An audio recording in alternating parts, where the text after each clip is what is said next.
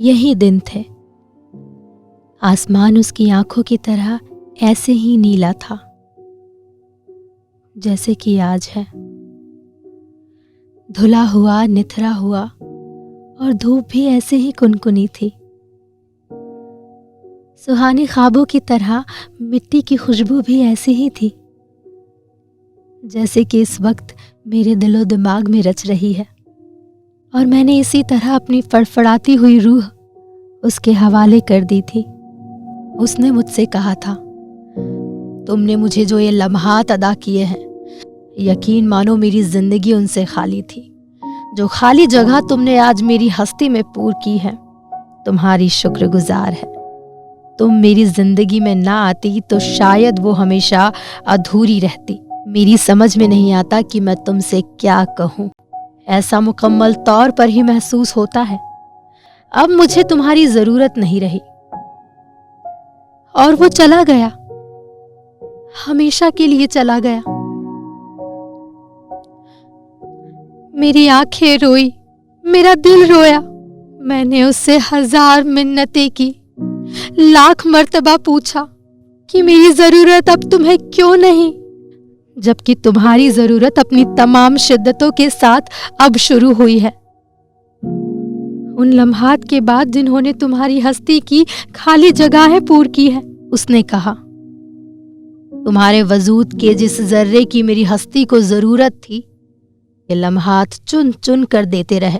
अब की पुष्टि हो गई है, मेरा रिश्ता खुद ब खुद खत्म हो गया है। किस कदर जालिमाना लफ्ज थे, मुझसे ये पथराव बर्दाश्त न किया गया। मैं चीख चीख कर रोने लगी, मगर उस पर कुछ असर ना हुआ।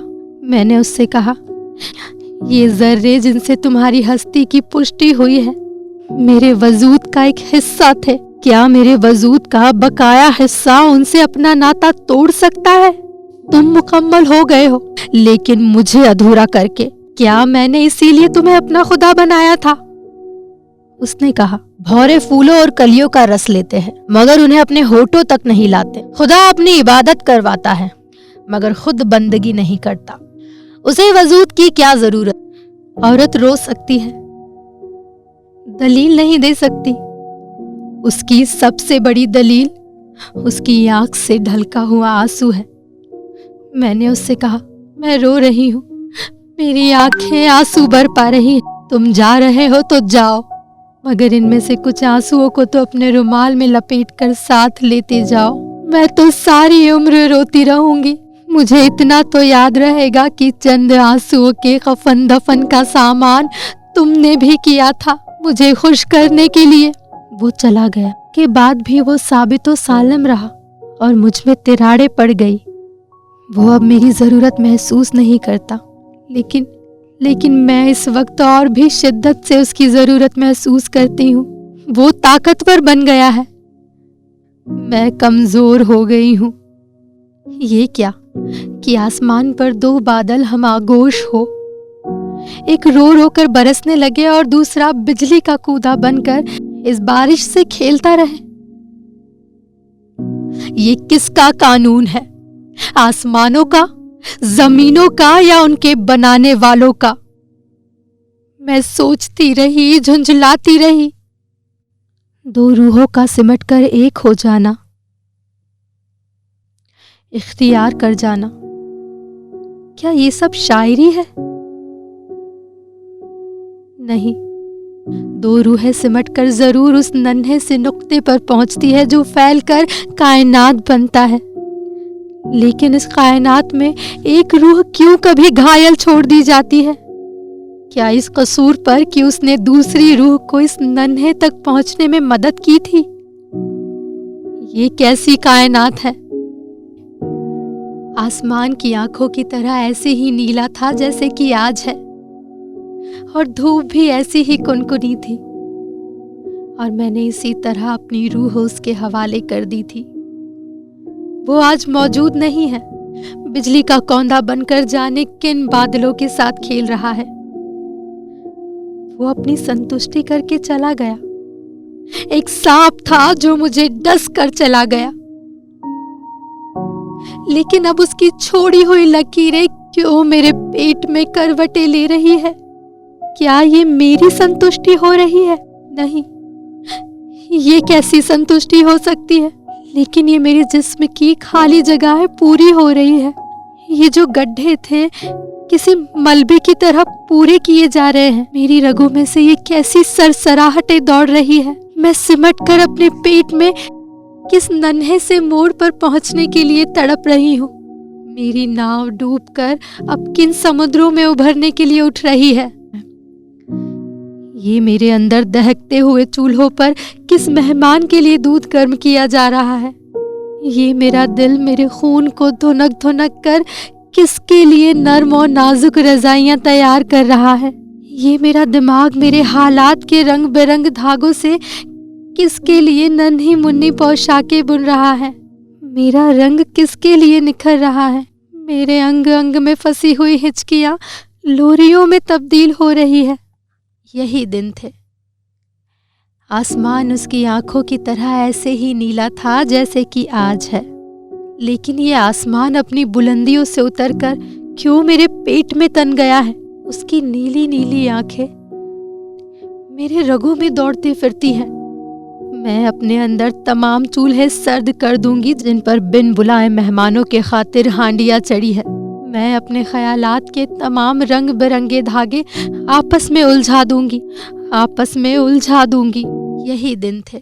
आसमान उसकी आंखों की तरह ऐसे ही नीला था जैसे कि आज। लेकिन मैं वो दिन क्यों याद करती हूँ जिनके सीने पर से वह अपने नक्शे कदम भी उठाकर ले गया था। लेकिन ये कदम किसका है जो मेरे पेट की गहराइयों में तड़प रहा है। क्या ये मेरा जाना पहचाना नहीं? मैं उसे खरोच दूंगी, मिटा दूंगी। ये रसूली है, फोड़ा है, बहुत खौफनाक फोड़ा। लेकिन मुझे क्यों महसूस होता है कि ये फाहा है, फाहा किसी जख्म का, उस जख्म का जो वो मुझे लगाकर चला गया था। नहीं नहीं, ये तो ऐसे लगता है कि किसी पैदाइशी जख्म के लिए है, ऐसे जख्म के लिए जो मैंने कभी देखा ही नहीं था, जो मेरी कोख में जाने कब से सो रहा था। ये कोख क्या, फिजूल सी मिट्टी है, बच्चों का खिलौना है। मैं इसे तोड़ दूंगी। लेकिन ये कौन है जो मेरे कान में कहता है ये दुनिया एक चौराहा है, अपना भांडा क्यों इसमें फोड़ती है। याद रख, तुझ पर उंगलियां उठेंगी। उंगलियां उधर क्यों ना उठेंगी जिधर वो अपनी हस्ती मुकम्मल करके चला गया था। उंगलियां उधर क्यों ना उठेंगी जिधर वो अपनी जरूरतें पूरी करके चला गया था। क्या इन उंगलियों को वो रास्ता मालूम नहीं? ये दुनिया एक चौराहा है, लेकिन उस वक्त तो वो मुझे दोराहे पर छोड़कर चला गया था। इधर भी अधूरापन था, उधर भी अधूरापन, इधर भी आंसू, उधर भी आंसू। लेकिन ये किसका आंसू? मेरे सीप में मोती बन रहा है, ये कहाँ बंधेगा? उंगलियां उठेंगी जब सीप का मुंह खुलेगा, मोती फिसलकर बाहर चौराहे में गिरेगा। उंगलियां उठेंगी सीपी की तरफ, मोती की तरफ, और ये उंगलियां सपोलियां बन बन कर उन दोनों को डसेंगी और अपने जहर से उनको नीला कर देंगी। आसमान उसकी आंखों की तरह ऐसे ही नीला था जैसे आज है। ये गिर क्यों नहीं पड़ता? वो कौन है? वो कौन है जो इसे थामे हुए है? क्या उस दिन जो जलजला आया था वो इसकी बुनियादें हिला देने के लिए काफी नहीं था? ये क्यों अब मेरे सर के ऊपर इसी तरह तना हुआ है? मेरी रूह पसीने में गर्क है, इसका हर मसाम खुला हुआ है, चारों तरफ आग दहक रही है, मेरे अंदर में सोना पिघल रहा है, शोले भड़क रहे हैं, कुछ पहाड़ के लावे की तरह उबल रहा है। मेरी रगों में नीली आंखें दौड़ दौड़ कर हाँफ रही है, घंटियां बज रही है, कोई आ रहा है, कोई आ रहा है। बंद कर दो किवाड़। मेरी आंखें मूंद रही है, वो आ रहा है। ये किसके रोने की आवाज है? इसे चुप कराओ। उसकी चीखें मेरे दिल पर हथौड़े मार रही है। चुप कराओ, उसे चुप कराओ। मैं गोद बन रही हूँ। मैं क्यों गोद बन रही हूँ? मेरी बाहें खुल रही है, चूल्हों पर दूध उबल रहा है। मत छीनो, मत छीनो, उसे मुझसे जुदा ना करो, खुदा के लिए मुझसे जुदा ना करो। उठने दो उंगलियां, उठने दो उंगलियां, मुझे कोई परवाह नहीं, ये दुनिया चौराहा है। फूटने दो मेरी जिंदगी के तमाम भांडे, मेरी जिंदगी तबाह हो जाएगी, हो जाने दो। मेरी रूह का ये टुकड़ा मुझसे ना छीनो, तुम नहीं जानते ये कितना कीमती है जो मुझे उन चंद लम्हात ने अदा किया है, उन चंद लम्हात ने जिन्होंने मेरे वजूद के कई जर्रे चुन चुन कर किसी की जरूरत पूरी की थी और मुझे अपने ख्याल में अधूरा छोड़कर चले गए थे। आज मेरी जरूरत पूरी हुई है, मान लो, मान लो। मेरी रूह से पूछो जो मेरे अंग अंग और रोम रोम में तमाम हिचकियां सुलाकर आगे बढ़ रही है। उन झूलों से पूछो जो मेरे बाजुओं में डाले जा रहे हैं।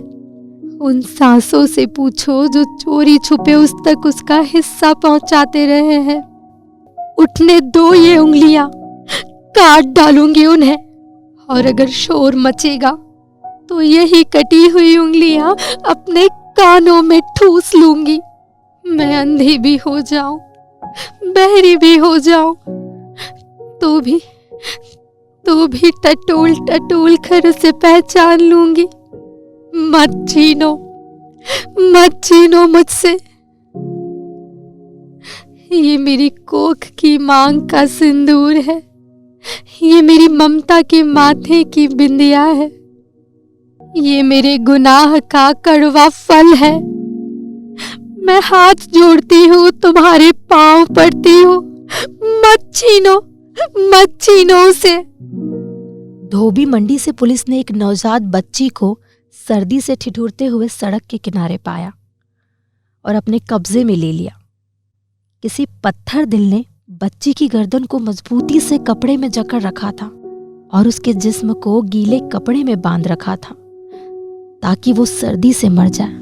बच्ची बहुत खूबसूरत है, उसकी आंखें नीली है और फिर नीली आंखों वाली उस खूबसूरत बच्ची को सुरक्षित अस्पताल पहुंचा दिया गया।